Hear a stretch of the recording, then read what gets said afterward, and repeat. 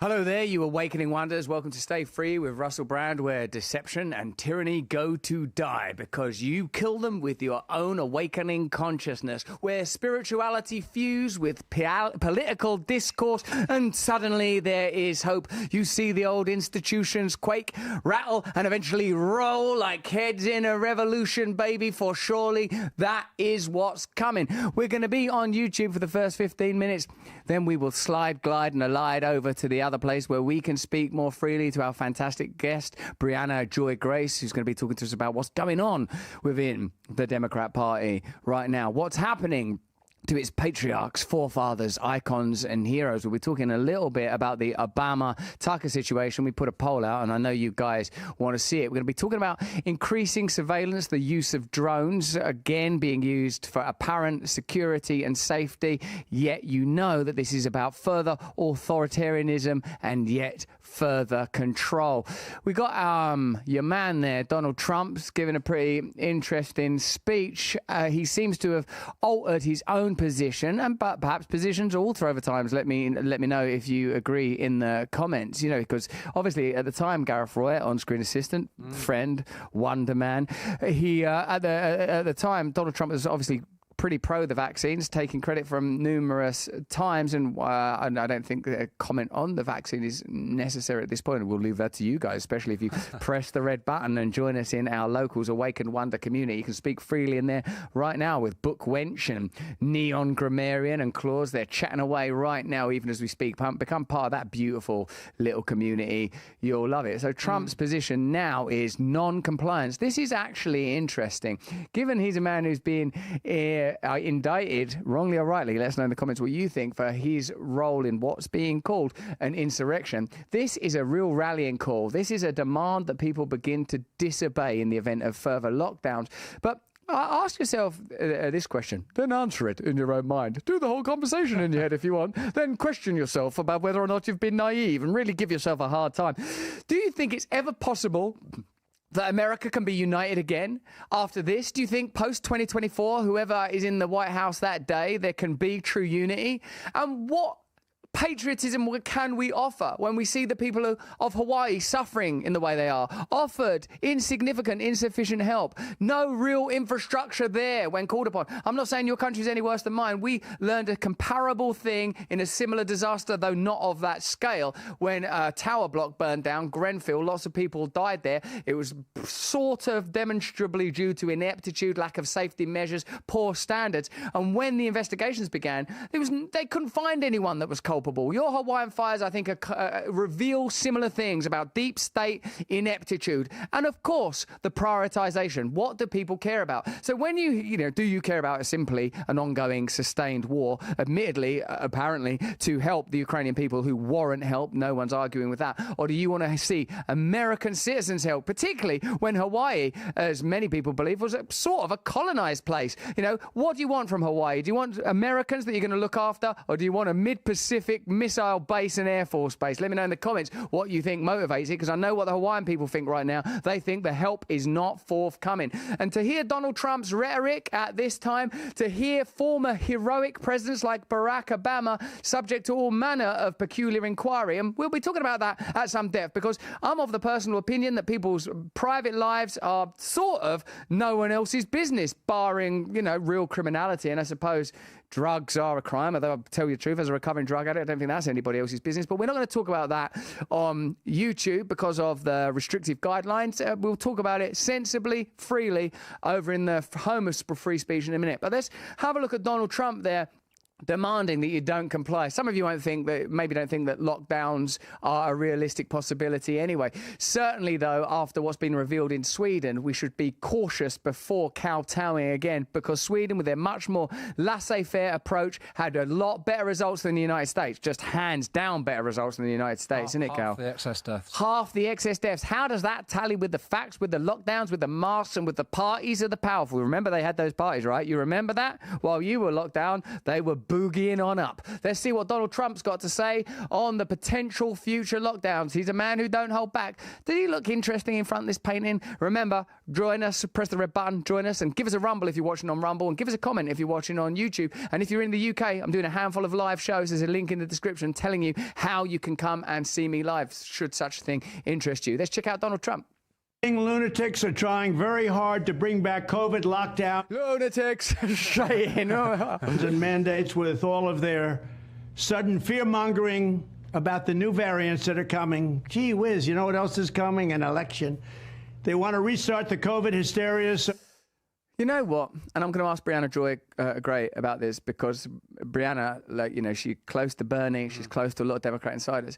Do you sort of like, this is what I want to know, is like, here what Trump is able to do is he's able to diagnose and address problems that many American people believe are endemic. Oh, yeah, just because there's an election coming up, they're doing stuff. Oh, they're using this. You know, like, now, they have not been able to actually address the problem of Trump.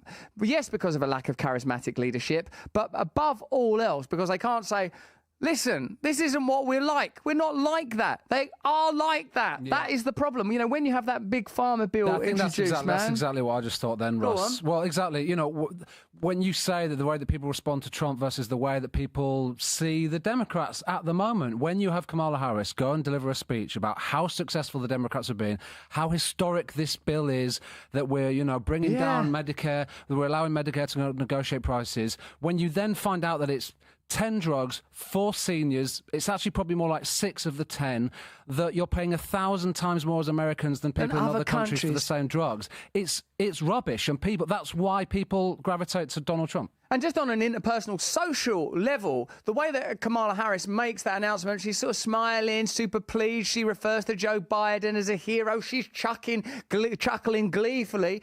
I'd like to almost say this, like, from the most cynical perspective, if you were a Democrat Party insider, go, look, see this, that don't chime good. Like, see this, Donald Trump, that has an emotional resonance. Like, what Kamala Harris could have been saying is, look, we initially came out and said, well, you saw Joe Biden say, we beat Big Pharma this year.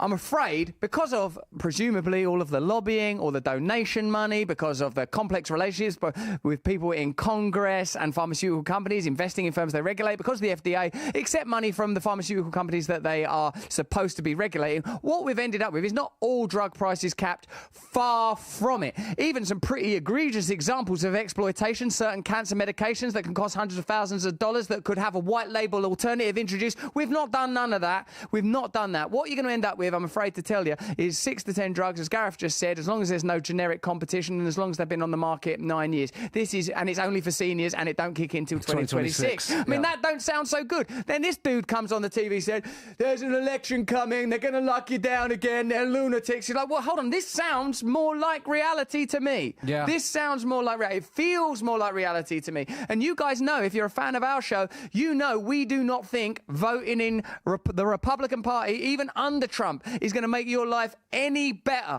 There needs to be significant systemic change, more democracy, decentralization of power, stopping this globalist project immediately in all of its forms, and only a strong America can do that, allied to a strong UK, we pray. And these kind of polemicists, well-intentioned or not, whether you love them or hate them or not, the answer, because how many times you've been around the merry-go-round? If you're a Democrat-inclined person, you may remember, and listen, I hope it don't sound naive of me. You let me know in the comments if this sounds naive. When Barack Obama became president, I was happy. I thought, this is good for America. This is good for the world. To see that family of color, this is cool. This is cool. A country that's gone from slavery to having a president of colour and say, oh my God, everything, this is good. But what happened? Drone strikes is what happened. More war. 2008 bailout. It created the conditions and crises that immediately followed it. No one's addressing that yet. What they give you is, here's a cadaverous version of Barack Obama. You know, the cool version that, you know, didn't work anyway. Here's a really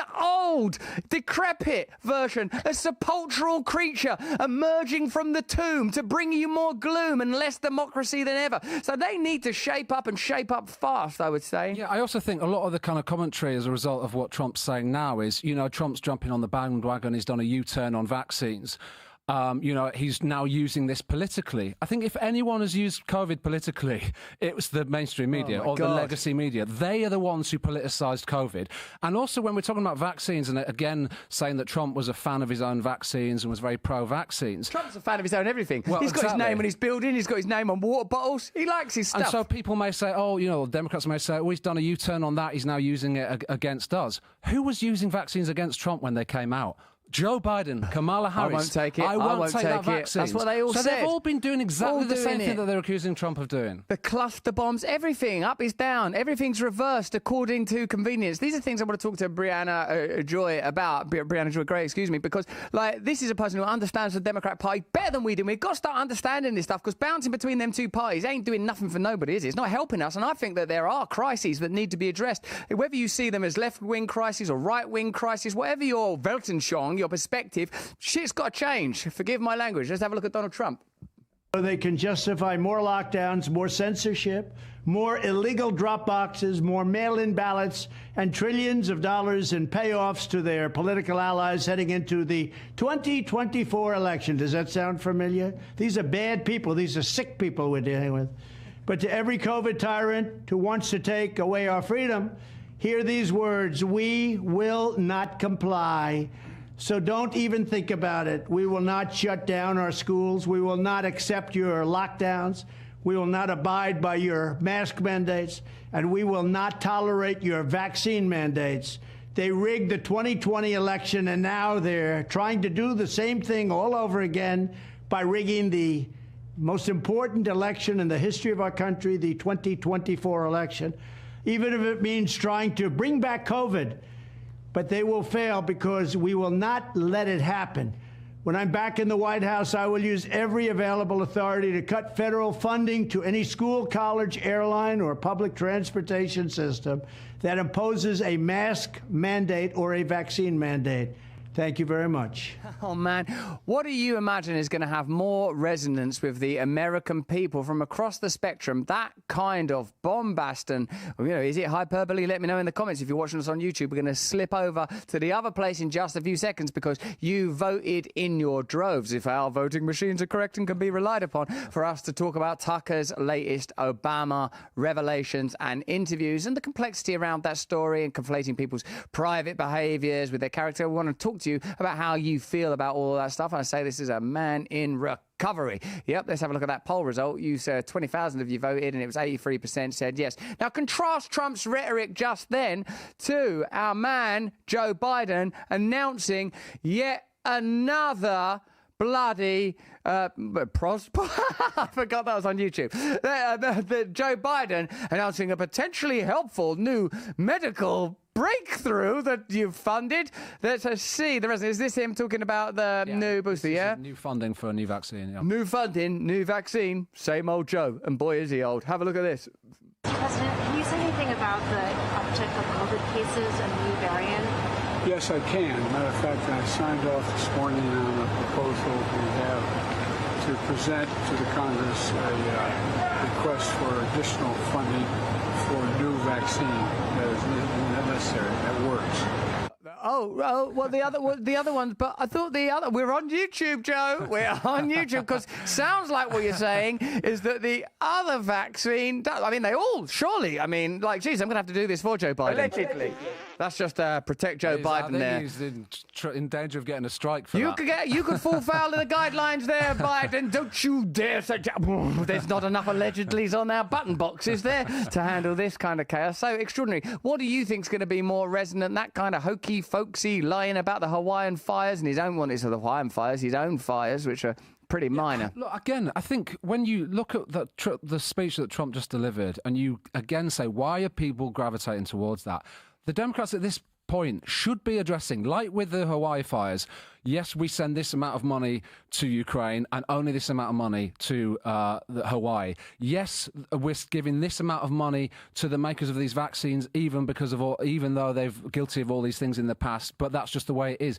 The more and more they don't give people the facts on this, that they're transparent and address the issues that people have, and then just go on the telly and say, yeah, we're putting more money into a new vaccine. People are going to have questions. It's going to create cynicism. It's going to create doubt. Psychodram 33 says, what are they going to do with this one? Give it to 10 mouses rather than 8? That might be a reference to the Moderna booster shot that I believe was only tested on 8 mouses. Allegedly. Just in case. Just in case we were incorrect, because we don't get a lot of latitude, baby. If you're one of our 6.5 million awakening wonders over there on YouTube, by God, we love you. By God, we're glad that you're with us on this journey to mutual awakening. In a moment, though, we're going to slink off into the clandestine spaces where free speech truly does reign free. In fact, let's get over there now, because I want to have a little conversation about this stuff. So click the link in your description, guys. If you're watching this on YouTube, get over to the other place where we're going to talk freely about Tucker's latest interview, its connotations, and how do you frame